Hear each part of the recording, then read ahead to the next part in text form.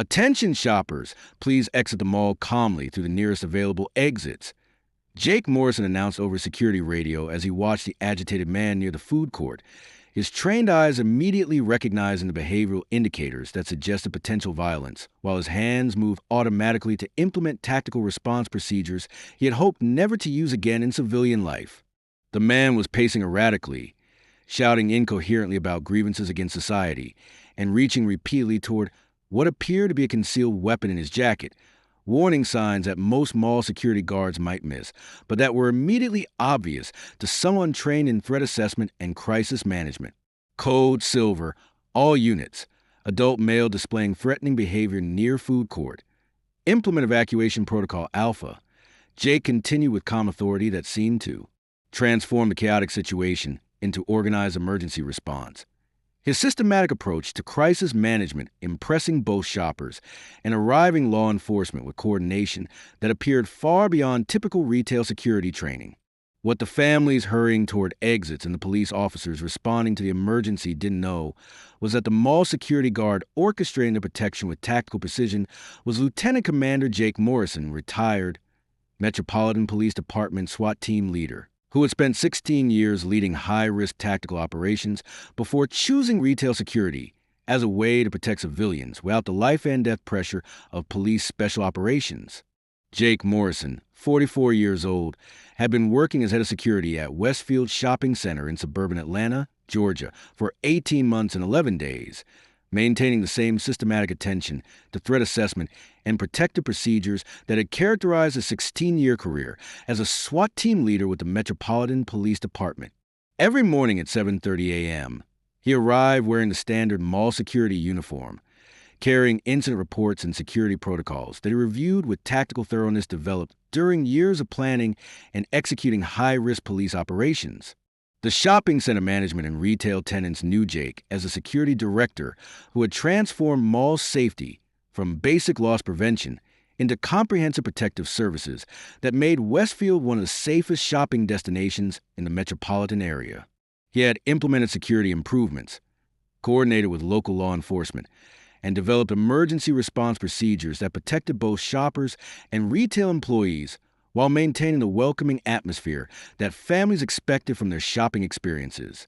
What people didn't notice was Jake's automatic threat assessment as he patrolled the mall, the way he positioned security cameras for optimal incident response, the way he organized a security team with tactical efficiency that went beyond typical retail security requirements.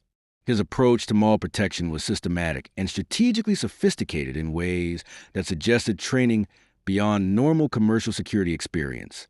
Jake had chosen mall security specifically because it allowed him to use tactical and leadership skills to protect families and communities in peaceful retail environments after 16 years of police SWAT work that had required him to respond to armed confrontations, hostage situations, and high-risk operations where tactical mistakes could result in civilian casualties. His police career had begun in 2006 when he joined the Metropolitan Police Department after completing criminal justice studies and military service with the Army's 82nd Airborne Division. The combination of military training, law enforcement education, and psychological evaluation scores had made him an ideal candidate for SWAT team selection during a period when the department was expanding tactical capabilities. Jake's SWAT training had been extensive and demanding. Nearly 2 years of specialized instruction that included everything from advanced tactical operations to crisis negotiation, hostage rescue procedures, and leadership training designed for commanding tactical teams during high-stress operations. He had demonstrated exceptional leadership capabilities and tactical judgment that had led to his promotion to team leader within 5 years of joining the unit. Jake's assignments had included hundreds of high-risk operations, armed suspect apprehensions, hostage rescues, drug raid operations, and terrorist threat responses that required split-second tactical decisions and coordinated team leadership under extreme pressure. He had earned commendations for operational excellence and leadership that had saved lives and resolved dangerous situations without civilian casualties. Over multiple years of SWAT leadership, Jake had successfully commanded operations that had protected innocent people from armed criminals, rescued hostages from life-threatening situations, and prevented potential terrorist attacks through tactical intervention. But the psychological pressure of constantly preparing for worst-case scenarios and leading operations where tactical errors could result in deaths had eventually become overwhelming. When Jake retired from police service, he had been offered positions with federal law enforcement agencies, private security firms, and military contractors that would have used his SWAT expertise in lucrative tactical roles.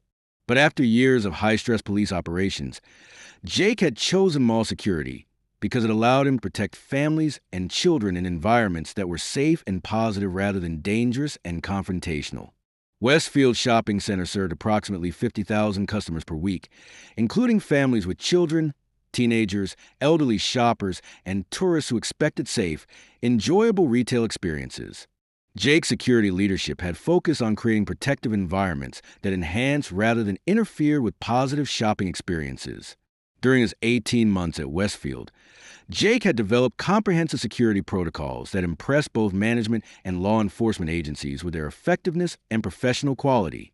"Jake," said mall manager Lisa Rodriguez during one of their regular security briefings, "your security improvements have reduced incidents by 60% while improving customer satisfaction scores. Your approach to retail security is exceptional." Mrs. Rodriguez, effective security should make people feel safer rather than more anxious. The goal is protecting shoppers while maintaining positive shopping experiences.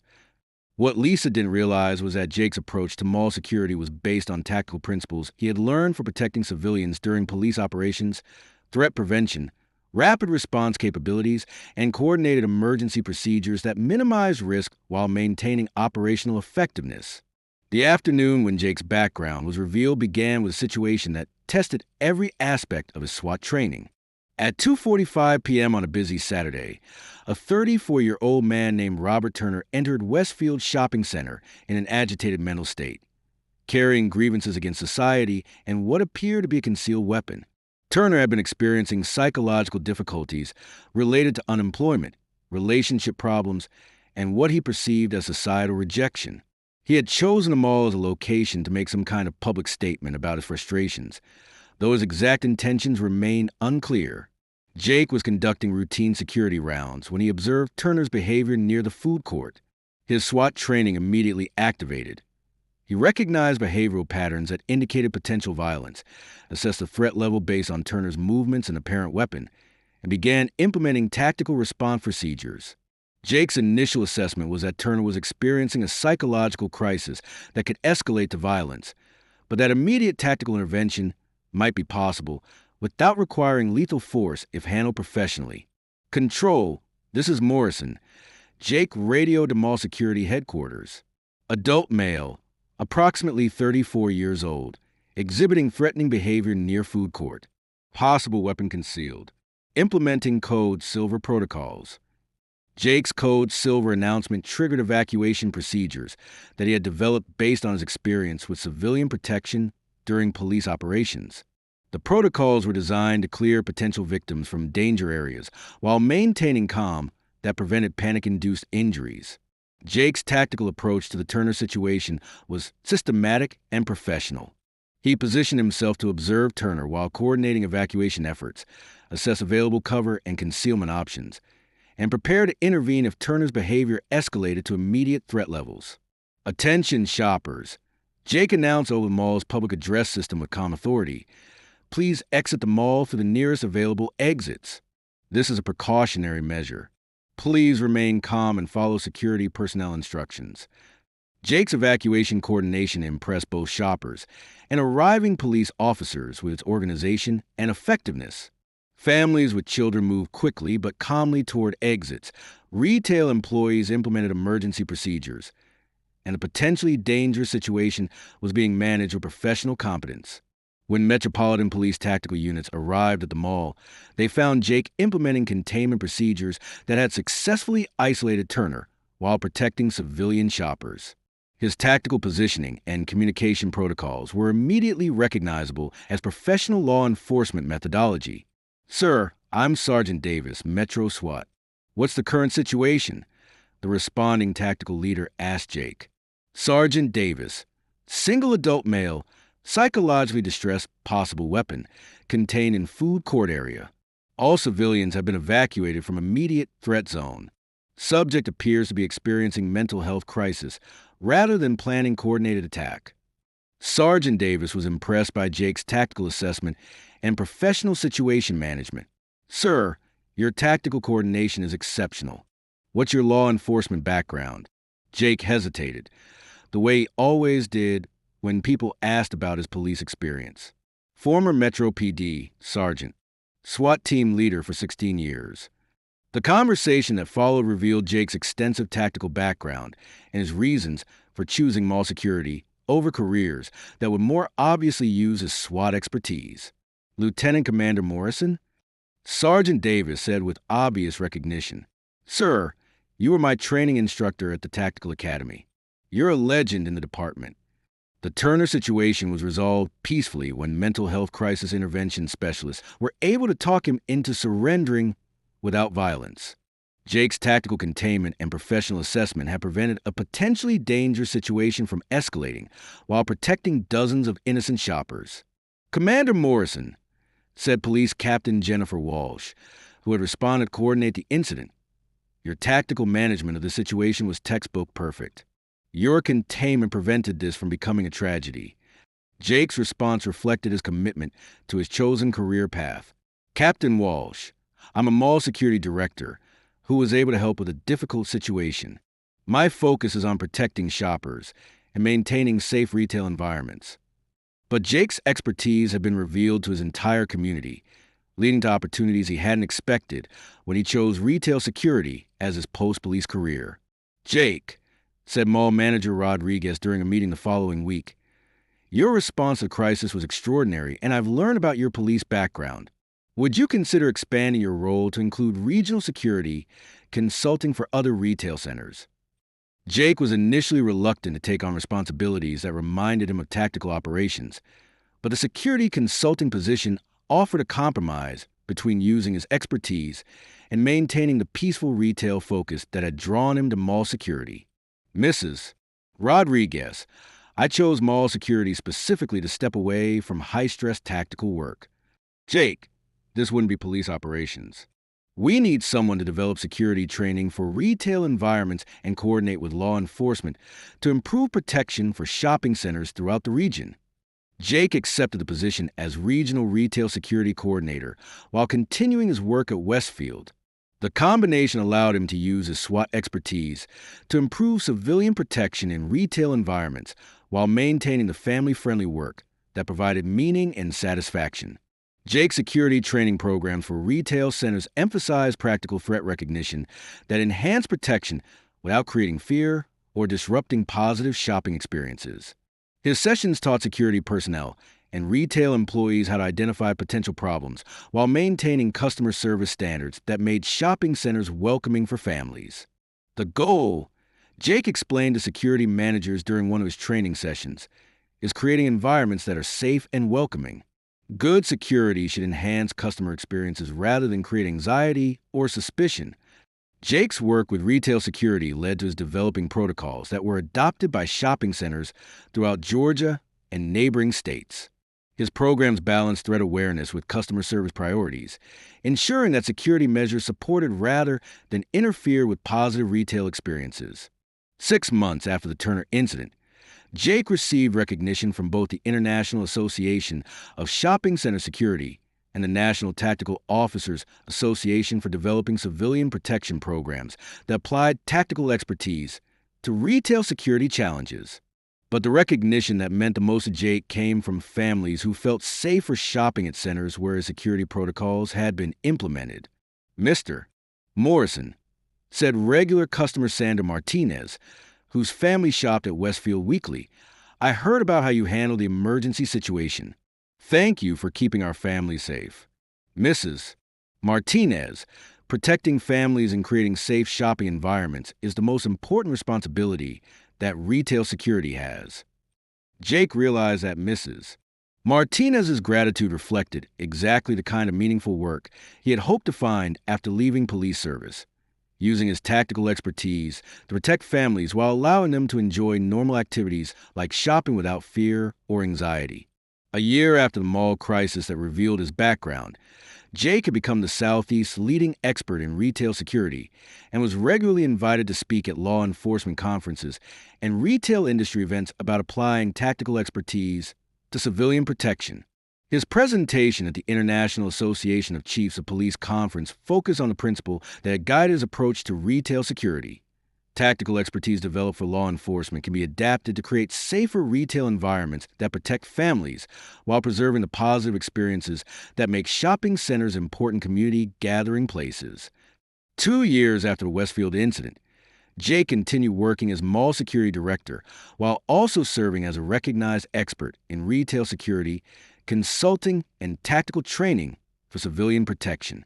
His story was featured in law enforcement publications as an example of how police tactical expertise could be applied to civilian security challenges, inspiring other retired SWAT officers to consider careers that use their skills to protect communities in peaceful contexts. Today, Jake Morrison continues working as security director at Westfield Shopping Center while also serving as regional retail security coordinator for shopping centers throughout the Southeast. He still arrives every morning at 7:30 a.m., still patrols a mall to ensure shopper safety, and still treats retail security as a serious professional responsibility. But he also develops security protocols that protect families and retail employees, trains security personnel in threat recognition and response procedures, and coordinates with law enforcement agencies to ensure that shopping centers remain safe environments for community activities. The shopping center where Jake coordinates security displays a small plaque near the security office that reads, "In appreciation of professional service that protects our community." Jake requested that the recognition honor all security professionals rather than individual achievement. Jake's story reminds us that police tactical expertise doesn't diminish when applied to civilian protection. It enhances. That SWAT training can improve retail security just as effectively as it resolves police emergencies.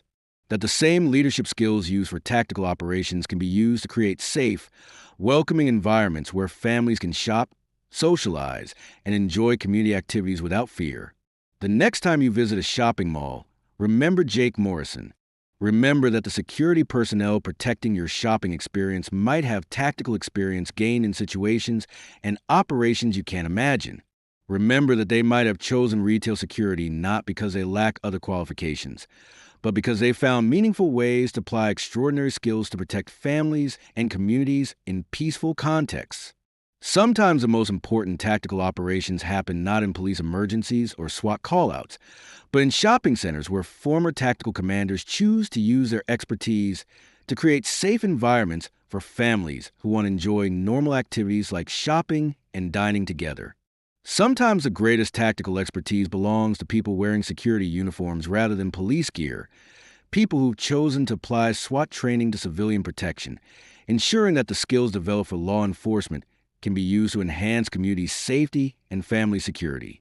We need to recognize and appreciate the skilled tactical professionals among us who've chosen to serve quietly, especially those whose previous service required responding to dangerous situations, so that families can feel safe enjoying normal community activities in peaceful environments. Because true tactical expertise doesn't disappear when police careers end, it just finds new applications. And sometimes the most valuable SWAT training involves not high-risk operations or emergency response, but civilian protection that ensures the leadership skills developed for police work can be used to create safer communities where families can gather, shop, and socialize without concern for their security and safety.